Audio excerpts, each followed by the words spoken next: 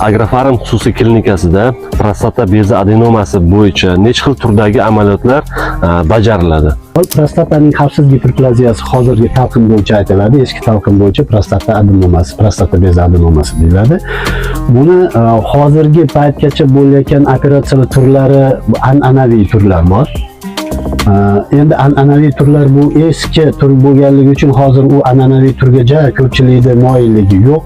Lekin zamonaviy operatsiya turlaridan biri bu transuretral rezeksiya, qisqarib aytganda tur deb ataladi va bo'lmay lazer bilan operatsiyalar bu HOLEP deb ataladi va hozirgi eng oxirgisi bu MILEP usulida demak prostataning xavfsiz giperplaziyasini operatsiyalari bajarilmoqda. Bizda endi hozir Agrofarm xususiy klinikasida hozirgi yuqorida aytilgan birinchi aytilgan uchtasi, ya'ni an'anaviy yo'l bilan, transuretral yo'l bilan hamda bo'lmay lazer bilan bu bezlarni operatsiyalari bajarilyapti va bemorlarni juda ham qisqa vaqt ichida, uzag'i 2 kun ichida bizlarning uyga yashash joyiga javob berilyapti.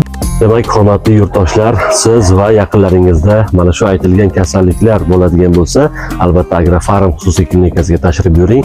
Bu yerda eng so'nggi turdagi tibbiy texnikalar yordamida amaliyotlar bajariladi.